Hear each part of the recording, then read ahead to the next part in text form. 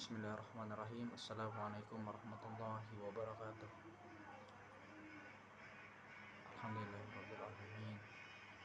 Segala syukur atas nikmat yang telah Allah berikan kepada kita. Salawat dan salam kita aturkan kepada Nabi besar kita, Nabi Muhammad SAW. Sebelumnya pandangan saya ingin menyampaikan atau menyelesaikan tugas UAS ilmu fikih hadis.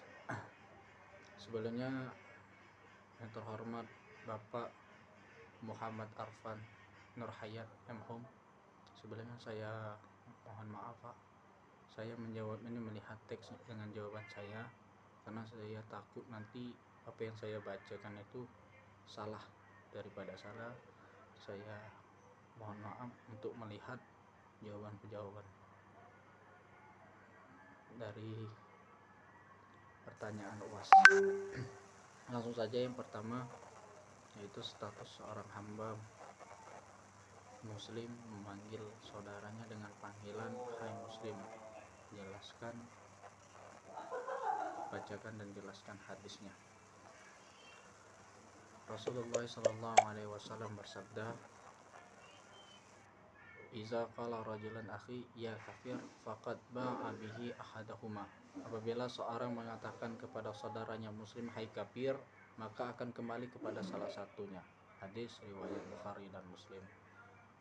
Ibnu Hajar Al-Asqalani menjelaskan bahwa hadis peringatan bagi seorang muslim agar tidak asal-asalan dan sembarangan memanggil hai kafir kepada saudara seislam. Jadi indikasi hadis ini diturunkan adalah suatu larangan kepada kita semua, pada umat Nabi Muhammad SAW, agar tidak sembarangan mengata-ngatakan sesama kita dengan kata hai orang kafir. Mengapa Rasulullah SAW melarang hal tersebut?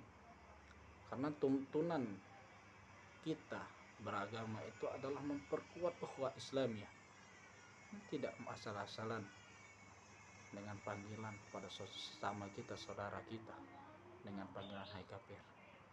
Tidak pantaskah kita jika sahabat-sahabat kita panggil sedemikian rupa? Itu saja jawaban dari saya nomor pertama. Nomor kedua soalnya adalah 73 golongan umat Nabi Muhammad menjadi 73 golongan umat Nabi Muhammad SAW. Rasulullah SAW bersabda, Nabi Hurairah radhiyallahu anhu qala Rasulullah SAW,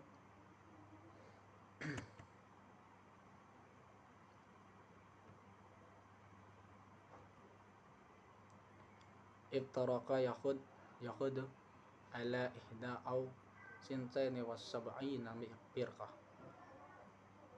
wa tafarraqatin nasara ala ihda aw sintaini was sab'ina firqah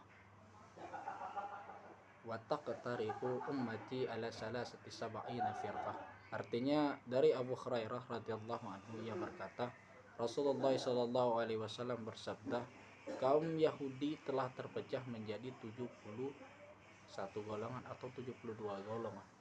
Kaum Nasrani juga terbagi menjadi 71 atau 72 golongan.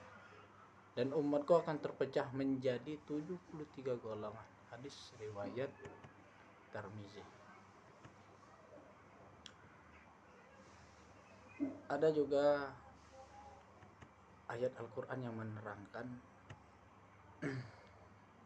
Quran surah Al-An'am ayat 159 yang berbunyi bahwasanya Allah Subhanahu wa taala berfirman, innal ladzina farqu dinahum wa kanu sab'an syi'an laistu minhum fi syai'in innama amruhum ilallah summa yunabbiyuhum bima kanu yaf'alun. Yang artinya, sesungguhnya orang yang memecah belah agamanya dan menjadi pergolongan, tidak ada sedikit sedikit pun tanggung jawab pada mereka. Sesungguhnya urusan mereka hanyalah terserah kepada Allah. Kemudian Allah akan memberitahukan kepada mereka apa yang telah mereka perbuat.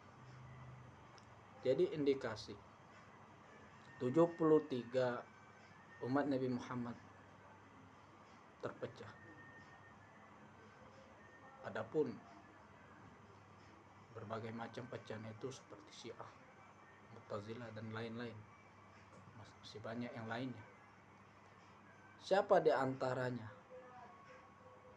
yang akan diterima di sisi Allah Subhanahu wa taala? Para ulama mengatakan bahwa yang diterima hanyalah satu, yaitu Ahlus Sunnah wal Jamaah. Sebelum memasuki Ahlus Sunnah wal Jamaah, kita harus mengetahui dulu apa maksud dari Ahlus Sunnah wal Jamaah. Ahlus Sunnah wal Jamaah itu ialah yang mengikuti perkara-perkara Nabi, mengikuti perkataan, perilaku, ketentuan dan para sahabat yang semasa hidupnya bersama Rasulullah. Itu yang dimaksud dengan Ahlus Sunnah wal Jamaah. Mungkin demikian. Yang nomor 2 saya akan menjawab nomor 1. Nomor 1 adalah hadis hak muslim sesama muslim. Bismillahirrahmanirrahim. An Abi Hurairah radhiyallahu anhu qala Rasulullah sallallahu alaihi wasallam, haqqal muslim 'alal muslim sittun idza lakitahu fasallim alaih wa idza da'aka fa'ajibhu wa idza tansahaka fansahu wa iza atasa fahamidallah fasamithu wa iza marida fa'udhu wa iza mata fatba'u. Dari Abu Hurairah radhiyallahu anhu, Rasulullah sallallahu alaihi wasallam bersabda, hak seorang muslim atas muslim itu ada 6. Yang pertama, mengucapkan salam ketika bertemu, memenuhi undangan, memberikan nasihat kepada jika dia memintanya, mendoakan orang yang bersin dengan mengucapkan alhamdulillah, menjenguk ketika sakit dan mengiring jenazah ketika ia meninggal. Jadi indikasi hadis ini menerangkan bahwa hak muslim itu dari posisi kita sehat, kita sakit, kita mati, itu ada hak-haknya. Ketika bertemu kita mengucapkan salam. Ketika dia sakit kita menyengguknya. Ketika dia meninggal pun kita harus menguburkannya. Itulah hak muslim sama muslim. Ini untuk memperkuat ukhuwah Islamiyah. Biar agama kita tetap kokoh. Berinteraksi dengan ketika bertemu mengucapkan salam, assalamualaikum, itu suatu kehormatan, suatu doa yang luar biasa. Semoga keselamatan menyertaimu. Dijawab, waalaikumsalam. Baiklah, dari jawaban yang pertama dapat kita simpulkan bahwa